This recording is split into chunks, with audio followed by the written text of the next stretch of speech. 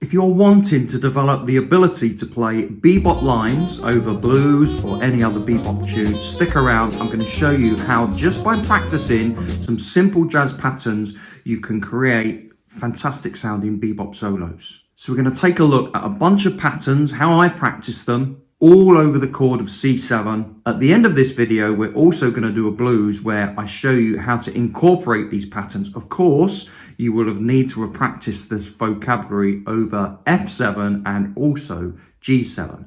But for now, let's look at the patterns on C7. So the patterns vary really from just simply going up and down in thirds to playing more complicated chromatic enclosures. But they all sound great. And here is the first pattern.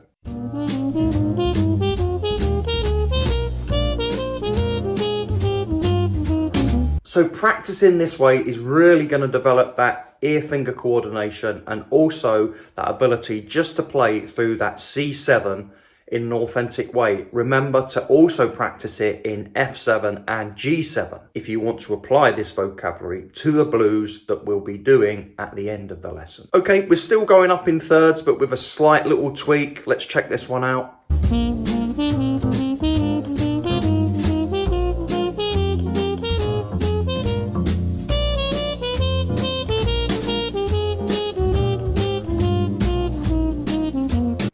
Okay, the next piece of vocabulary is straight from Tom Harrell. That's where I recognise it from anyway. There's probably a proper name or a official name for this type of vocabulary, but I just call it like a Tom Harrell type phrase. Here we go.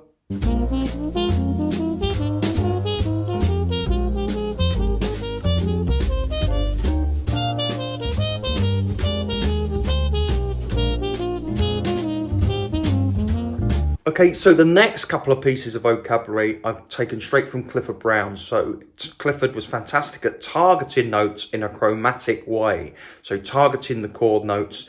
And if you use chromatic enclosures, you're going to sound super bop-like, like so.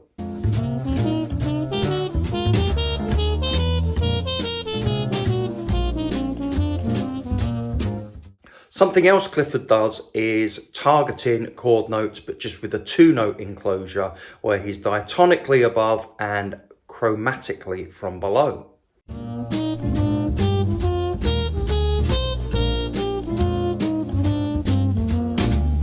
Something else you want to try and get into your playing is just developing the ability to play that bebop scale. So this scale exercise just goes from the tonic, then down to the third, then up to the fifth, etc. There's millions of ways that you could practice this, and you just want to go up and down, up and down. And if you use that chromatic passing note, you're always going to stay on a chord note on a strong beat, beat 1 or beat 3.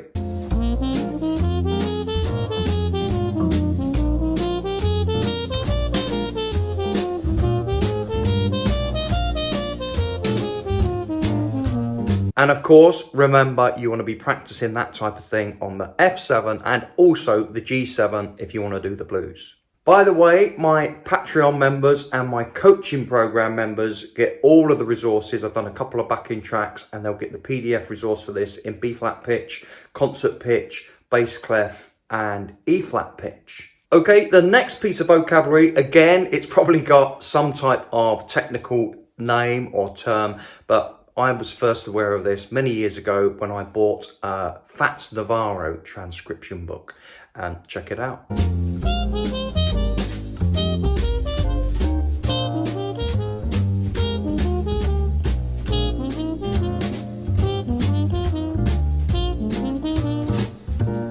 That is fantastic for targeting notes onto beat 3, and then from beat 3 you could use maybe a chromatic enclosure or part of the bebop scale or a scale fragment or any type of bebop vocabulary to help you sound super authentic, and then you tie these or put these little pieces of vocabulary together to create the long flowing lines, as you'll see in the blues at the end. So here now are a few ways to show you how I practice this type of vocabulary. All I'm doing is going over the C7 chord and just practicing all of the vocabulary pretty much that we've been talking about. Check it out.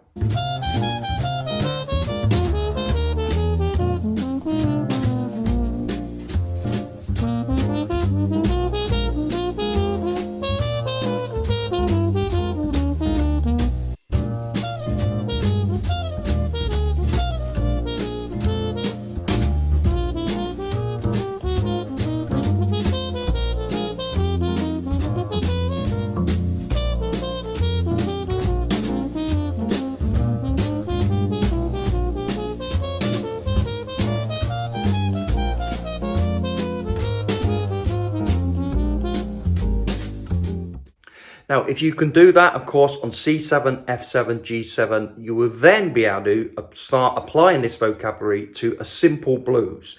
Okay, let's listen and have a look at the sheet music I created. Pretty much, I'm only trying to use the vocabulary that we've used in this lesson, and I'm sure you'll agree it sounds pretty authentic.